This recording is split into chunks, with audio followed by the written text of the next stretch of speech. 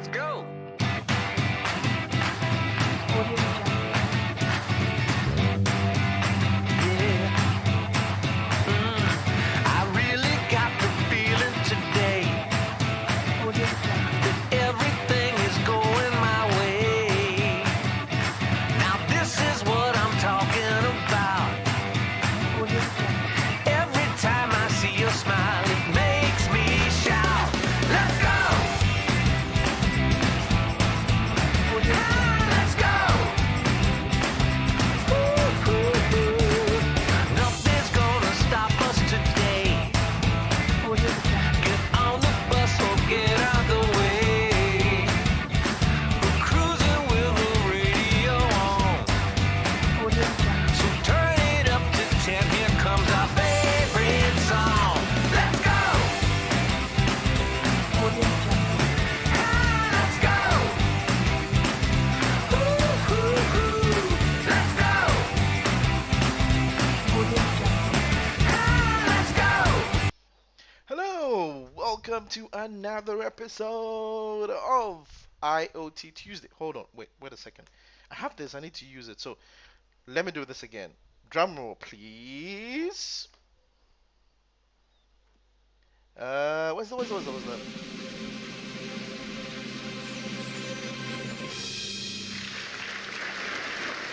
Yes.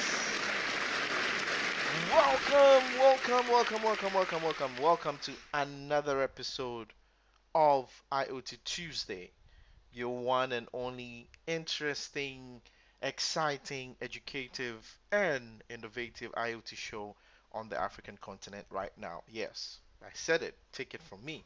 Welcome to another episode.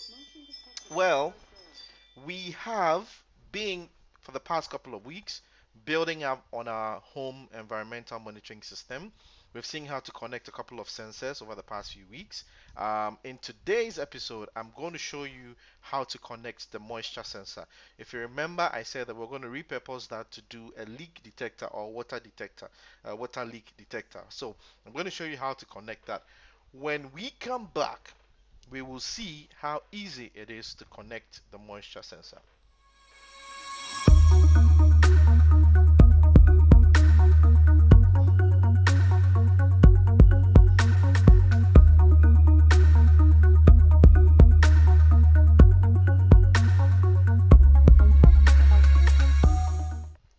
Awesome! We are back.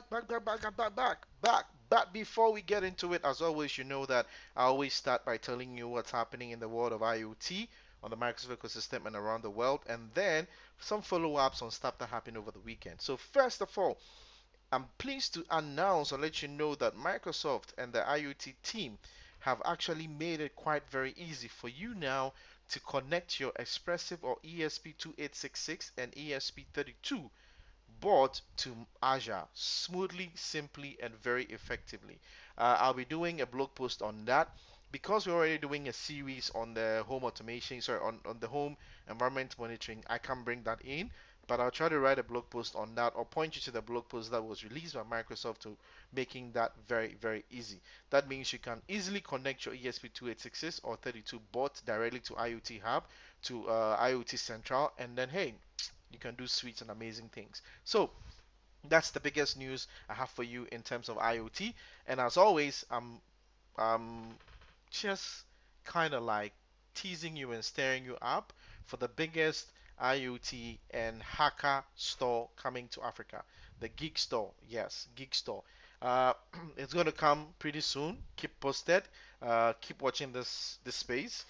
Make sure to actually subscribe here, right here, and then press this bell, ding, so that you can get notifications when we release some of this information.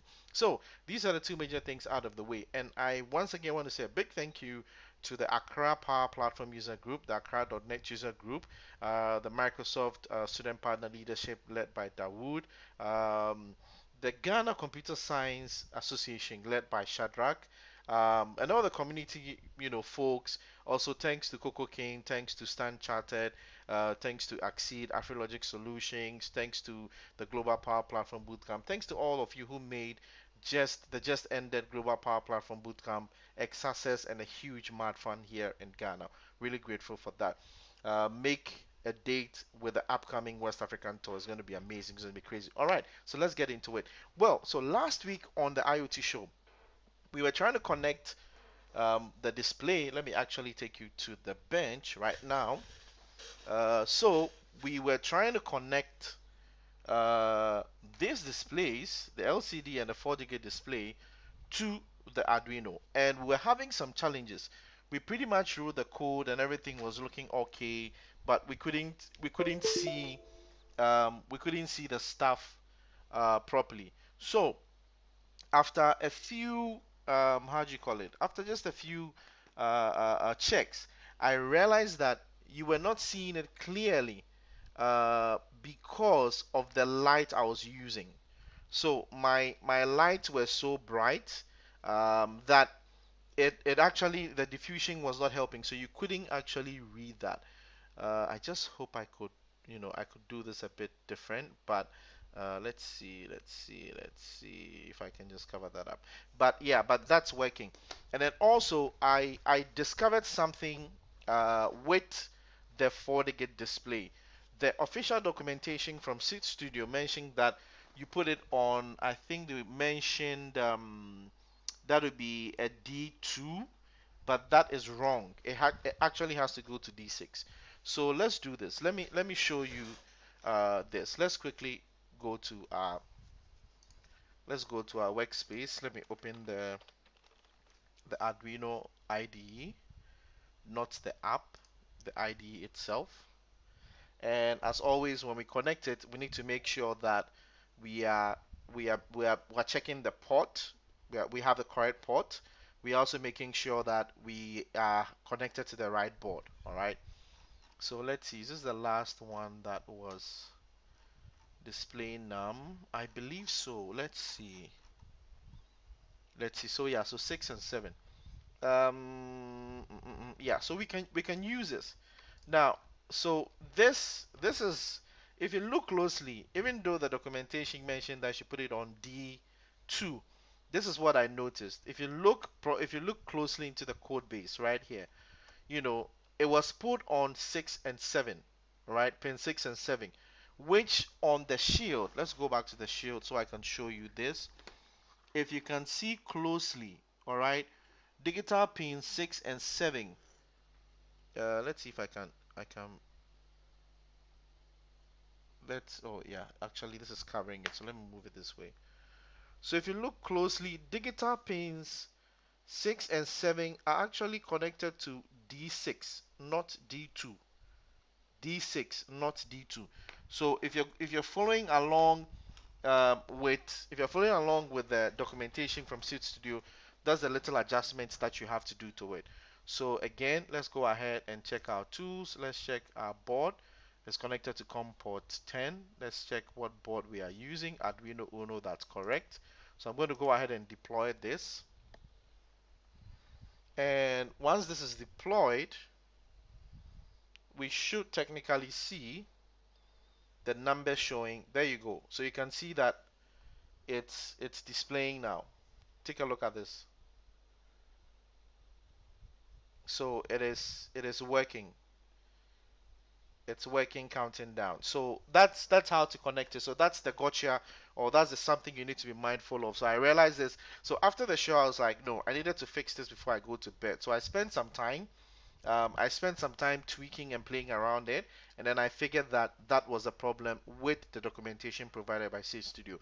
I've notified them. Hopefully, they're going to correct that to make it easy for some of us who want to use it, not fall into that pit trap. Okay, so today, what are we connecting? This is what we are connecting. All right, we are connecting the moisture sensor, right? Right here. And I mentioned that the moisture sensor is technically used to detect moisture. The more moist it is, the conductivity is higher. I mean, the less moist, conductivity is less. So I mentioned that we're going to use this to mimic a leak detector or water leak detector, because then if you put this down and there's water, then automatically the conductivity is higher. That tells you there's water. So That's how you're going to detect that there's water going on. All right. So as always, let's get back to it. Let's go into how we get our things done. So obviously, as you always know, let's bring in our browser as we do all the time. And then we go ahead and look for seed. I mean, at this point, it will be good to bookmark, the Seed Studio site, bookmark it, so that you can have all this easy access to all these at one point. So let's say Seed Studio moisture sensor, and this will take us there. It could even take us to that side. Let's open this up. I think this is version 1.4. Yeah, so let's see if I can. Let me actually take it to the bench so you can see this properly. Yeah, as you can see, so version 1.4. All right, so that's what we'll be working with. All right, awesome. So let's see. So as you can see, this is what we have, quite similar. So the moisture sensor can be used for detecting the moisture of soil or judge if there's water around the sensor. Pretty much that's it. So let's apply. I mean, this is usually mostly used for smart gardens, home garden kind of systems, but we are repurposing it for our home automation system. Um, I put a smart garden as part of the options for things to build. So if you feel that maybe after the home automation we should do something else, I'll throw the poll out again, and then we can build that together on the show. And don't forget that if you have any questions, do so to ask me in any of the channels that you are watching me right now, or you can just tweet at me and I will try to answer that on the stream. All right.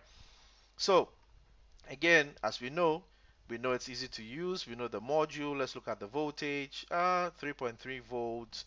Can take a maximum of 5 volts. That's fine. Minimum current is 0. Maximum is 35 milliamps. Output. So this is it. So output value. It tells us that if the sensor is in a dry soil, the minimum we should have is between 0 to 300. If the sensor is in humid soil, I hope you're seeing this. Let me actually zoom this so you can see this. Because this is what is going to inform what values we get and how we interpret the values. So I hope that makes sense. So it's saying that if we get anything between 0 to 300, that tells us that we are in dry, or technically like dry area. If we get any values between 300 and 700, then we are in a humid soil. But in this case, we know there is some amount of water. But anything between 700 and 950, we know, hey, we are in water. There's danger. All right. So these are things that, sorry. So at this point, it's working with Arduino and Raspberry Pi. Now there's a caution. It says the platforms mentioned above are supported is or indication of module software theoretical compatibility. We only provide.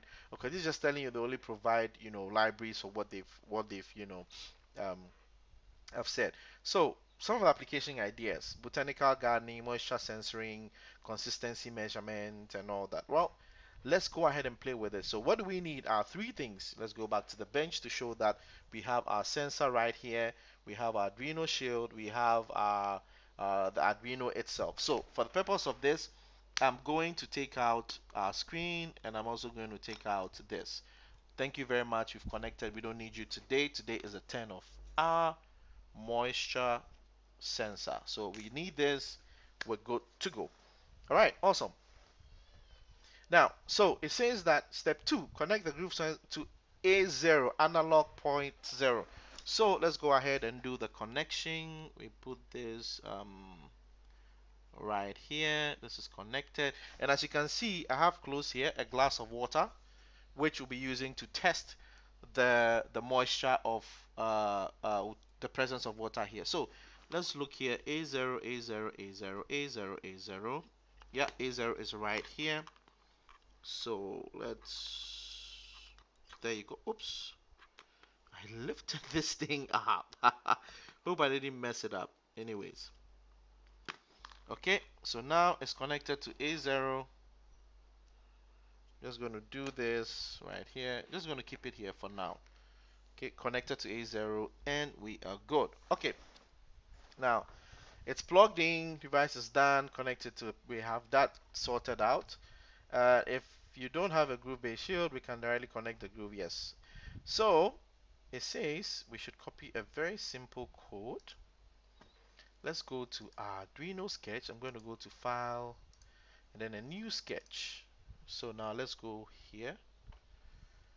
So new sketch, and I'll paste the code we borrowed.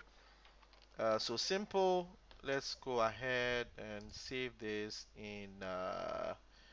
Let's create a new folder here and call it moisture, right? And then we can save it here. Cool.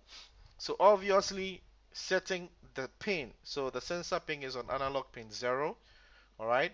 And then the sensor value, the default sensor value is set to 0. And then always we are beginning the serial port at the baud rate of 9600. And then what's it? So read the value from the sensor, which is quite very simple to do with the moisture sensor. So the sensor value, all right, if the sensor value, we are trying to get analog.read because it's an analog sensor. So we read from the sensor pin, and then we print the moisture value equals, and then we print, and then there's a delay of 100, right? So if we just run this, okay, let's check this, validate this is code. Let's actually compile this and publish the sketch onto Arduino. This is working. So now if I open serial monitor, so moisture value is 0. All right, is 0. Now let's go here. What I'm going to do right now is I need to create a scene to actually show the screen at the same time. So what I'm going to do is that, as you can see, I'm going to dip it into water. All right. Now let's go back to our screen. Now check what we see out. Now, do you realize that we're getting values? Now I'm just alternating the tip of it. Okay, so now we're getting 4. Now I'm technically submerging the whole thing in water right now. And look how we're getting. We're getting values between 6, 8, 9. Yeah, I'm basically putting everything in water right now. So the whole thing is submerged, just to show you that it's submerged. As you can see, it's submerged um, right here. Let me try to get this here. Cool. Yeah. So it's fully submerged right now. And look at the values we're getting. We're getting 6, 3, 9, 6, 3, 640. And if we should go back to our documentation, let's go back. It tells us that anything we get between 700 and 950 tells us that, we are in water. Okay, so we are looking for values between anything between 700 and 950. So if we go back to our serial monitor, so look at this closely. So we are between 300 and 700. That tells us we're in some humid soil, but technically um, the conductivity is high. So I'm taking it almost out, and we are getting about 500. I put it almost in, like this is fully submerged, and then we are getting the value. So that is how easy it is to actually show to read data from the moisture sensor. All right. So let's go back here to the bench so you can actually see. Let me bring this here so you can see that closely. So very simple. So now that we know how to connect the 4-digit display and then LED LCD, then instead of, like I mentioned, instead of putting it in the serial monitor, we could be plotting this onto the 4-digit display, because obviously this is up to 3 digits, so it's not going to go beyond that. So we can plot this onto the display, and then we can see it instead of pushing it onto the serial monitor. So now let's check this out. So basically that's what it's telling us, all right? And well, so if you're using something else like Codecraft or Raspberry Pi, this is how you'd also connect it to Raspberry Pis here. So I would entreat you to go check this out, play around with it, um, just just mess around with it. Now, for the sakes of what we learned, I'm going to go ahead and let's try to this time around, display it onto our 4 digits display. So where it is, where is it? It's here. let's go to this side. I think we're supposed to put it on D6. So I'm going to put it on D6 now. All right, nothing is happening here. Now let's go back to our code and let's go borrow pieces of code to make this work. So obviously we're going to include this into the header. So I've actually opened it on the side so that this will be a lot faster for us. So I'm just going to walk you through this process right now so you can include the header. We need to define the pin and set it here. So we have that set, and then I'll probably just, yeah, we'll just set it to int. That's fine. It's not going to go beyond uh, beyond that. We're not doing anything multi-line. So let's go ahead. So in our setup, we're going to initialize this, our 4-digit display. And yeah, let's set a few things here. The int sensor value is already, um, you know, oh, it's going to be, yeah, so that's fine. We are here. Okay. Okay, so this is set up. So in setting it up, once we've set, well, let's go ahead and display. All right, let's display something. So let's display the current value. So in this case, I'll display the sensor value. And then, yeah, we're just going to wait for a while. And this whole thing is happening in the delay. Sorry, in the setup. All right. Okay, so that's it. We're done with it. And so now, um, yeah, let's just go ahead and then anytime we get the value, we just go ahead and then we print this, right? And then this time, let's wait for about, let's say 5 seconds. Okay, let's delay for about 5 seconds while we do this. So I'm saving the sketch. So let's go over it. I'm bringing in the library for the 4-digit display. I'm setting the pings that's going to be used. I'm setting the pings for the sensor, for the moisture sensor. I'm initializing the 4-digit display, opening the serial bus. You know what? Let me not mix this up. Let me set up everything about this. Set up the serial bus, set the delay for 5 seconds.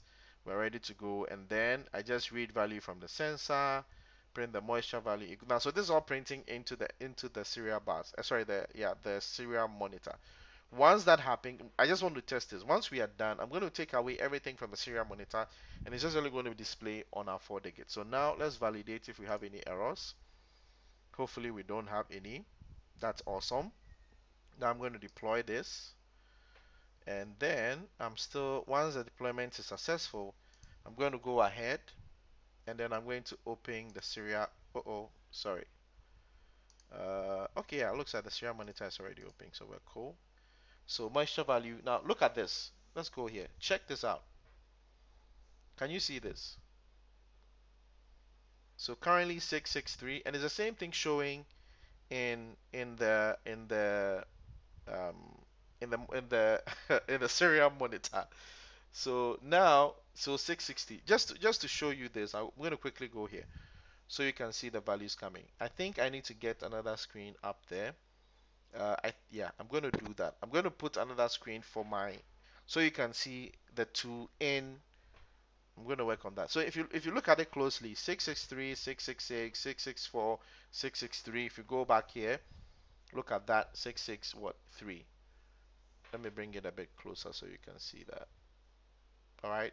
And then I'm just going to go ahead and try to remove the I'm moving it from the water, and look at that 0. We don't have anything.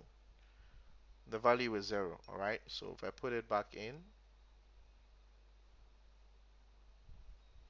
And look at that, 681. All right, cool.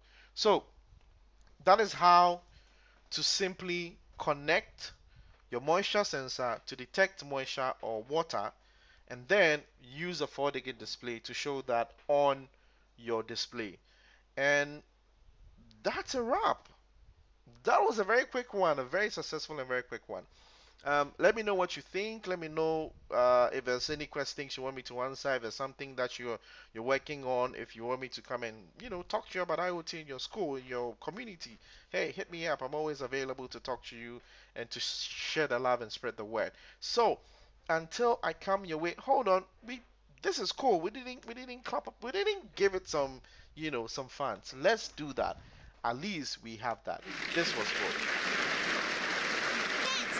Awesome!